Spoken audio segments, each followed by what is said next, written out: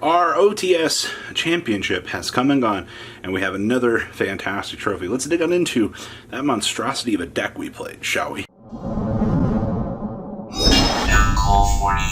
sure you guys smash the living crap out of that subscribe button so you guys don't miss out on more awesome content. So, we played Runick and went 5-0 for our OTS championship trophy tournament here. And you know what? I'm gonna say it. If one of the players had actually sided Eradicator instead of Deck Devi, because they were testing Deck Devi and they forgot to swap it out pre-tournament, I probably would have finished second place out of the tournament. So the rounds were pretty straightforward.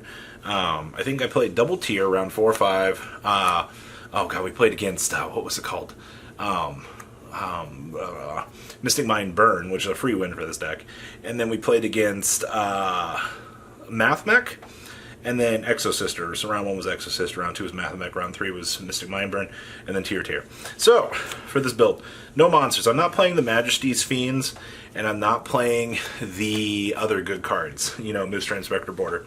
I should be. I just want to be fully upfront here that this deck is from the Stone Age. It is really out of date, and I just picked this up just to randomly go play, because I was like, you know what, I can ruin a couple people's days. I ended up winning. So yeah, 3 fountains. This is the heart and soul of the deck. The entire game plan is to protect the castle. Once you protect this, I mean, you pretty much win. Also, for the fun fact, this isn't a once per turn. So if you go through one copy, you've done the effect, you go ahead and activate into the next one, you can get a draw 6 on a turn. Not a lot of people know that, but that's going to be one of the biggest reasons why you'll be able to get some free chicken tendy wins. We also have triple copies of the Searcher. This is the best card in the deck. This puts down an additional spell card for this. It basically says, hey, draw 2. And then it also facilitates a mill 1. I do honestly think that this is the best card in the entire deck. Whew. Being able to get to anything in the archetype is really good. We have triple Flashing Fire. This for the immediate pop via anything that was special summoned is really good. I just hate this card turn 1, because the only thing that it can do turn 1 is get the ability to special summon. And then when you're like me, when you're like, oh boy, I opened 2 of these, so you just discard them down and start facilitating the draw advantage tree that you can get. There's not really much else that you can really do about that, but that's just kind of how it works. So, the card's really bonkers. We have triple copies of the Effect Veiler. I like this card a lot. This one also only popping for 2 is kind of rough, but this one for a negate and 3 feels really good. I mean, when you have a lure up and running, you're going to be milling for the extra anyway, so every one of these just kind of turns into a massive, continuous bum fest blowing out the opponent. So it's actually really good. 3 copies of this. I did not think in any world that playing 4 of this was correct. I just kind of wanted more runic names, so this of course was one of the ones to go up to. I mean, if you pop Paralinio, this mills 4, that's really good. If you pop a Solic, or any of their other ones, it's a mill 4 and they search, so it's technically 5 out of the deck. If you have a lure up, that's a mill 5 and they can trigger the search. So honestly, that's pretty solid in my opinion. But the main thing you care about with this is, for the interruption blowout through the opponent to make sure that you can do what you need to do with this. So it is by far probably one of the better ones that we have. Who knew Spell and Trap Destruction was good? Now, I only played 2 copies of the Golden Droplet. Very early on, I wanted to play multiples of these, to be honest with you. I do like the fact that this is a draw 1, mill 4, so it's basically a mill 5 off of the opponent. But giving your opponent a resource, especially if they can draw into the out for your deck, that kind of leads into a little bit of a stinky problem. So that's one big thing with this is 2 is fine. You can very easily trade it out for its combo piece here, which is this. The big thing with this is whenever your opponent adds something to their hand, so via the deck, and never forget, if your opponent adds cards from their deck to their hand, except during draw phase. So the big thing with this is it's going to shoot something out of the hand, and then it banishes to it. It's not great, but if your opponent does something like Rhoda, for example, you get a free, random RNG swing out of their hand, which really, I do hate to say it, but it can really mess them up. I actually fired this, not this week, but a week ago, and I hit a Harpy's Feather Duster out of their hand, and they were like, "What?" Like, I was like, "All right, well, sometimes I guess you're just good at the game." This card's bonkers. Holy crap!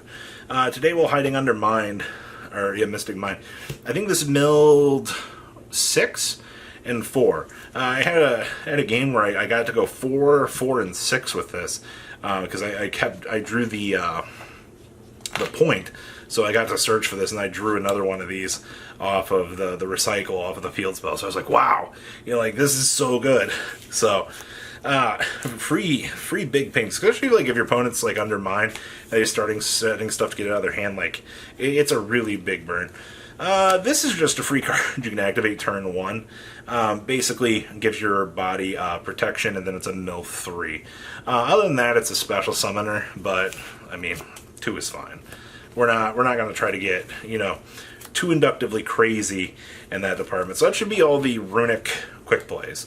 I play 1 Allure. I do like this card. I think this card is nuts. I think the fact that the longer that the game goes, this speeds up the process.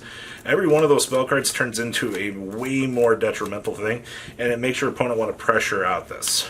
We have 1 Terraforming, because searching for our field spells, especially named, the best card in the deck right here.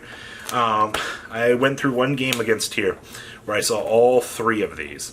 All right, like it's something when a game goes so long that you have to actually access 3 copies of Mystic Mind. Like that's crazy to me. And then of course Demise of Land. This card's bonkers. I don't know why they didn't ban this. Like being able to activate this from your there were games where I had the fountain up, and I had this as the oh shit button, and then if my opponent started doing something that looked very scary, just go ahead and rotate field spells. Like so stupid. 1 Call by the Grim. I hate getting ashed.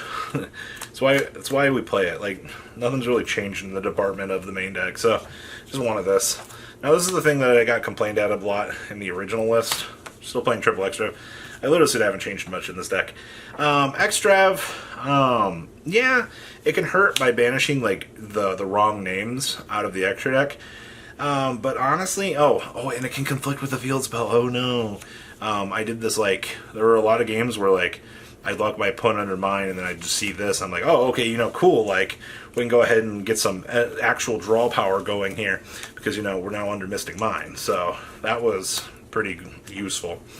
We have 1 Metaverse because activating field spell is good. And then last cards in the deck are the Skill of the Drain because I didn't play the Majesty's Fiends. I didn't play the Inspector Borders. I mean, probably should, but I don't know. Skill Drain was the one I wanted to play originally, so no problems with that. Extra deck here. We have triple copies of Hugin because this is the best one, right? Searching for your field spell. So good. This one searches for the spell card. Back this up here. This card protecting as a replacement effect is stupid. Being able to watch your opponent Feather Duster, activate a spell card, special summon this mid-chain, and go ahead and banish it for the replacement. So good. This for the life point gain is kind of cute. Made this in the against the Mystic Mind burn. Just started gaining cows during every end phase. This card, my friend Gary. Gary is a very good card. Gary says, you started to swing over all of my field. Oh, okay, no problem. I'll just summon this chum block. Oh, you killed it via battle? Okay. Then we got Frecky. Ah, boy. Didn't make this card once. It's gonna throw that out there. Yeah, didn't make it. No point. Play 1 Nova, 1 Macabre because you have room for them. Like, why not? And then 1 Kaina. Why do I play Kaina? I don't know. I needed a 15th slot. Alright? It could be anything. Alright? We have triple copies of Lava Golem for the side deck. This card is MVP. Absolutely amazing. Triple Ghost Bell. Didn't board this in once. This card's really bad. I don't know why I play it. Dark Road No More. I didn't board this in at all. Like, I didn't play against any sprites, so I didn't feel the need to bring that in. We had Triple Cosmic Cyclone. This card, bonkers. Like, honestly. And then we had triple copies of Solemn Judgment. I boarded this in a lot. Like, this card is going to be your protection in a lot of scenarios, and you're just going to be like, oh, okay, like, sure. just having access to it just makes the game a whole lot easier. So that is our undefeated list, playing Akaina, because we can. So what do you guys think? Please leave a comment about what you guys think, and I will see your beautiful faces back here later in the day, guys. Peace out. Patrons, thank you.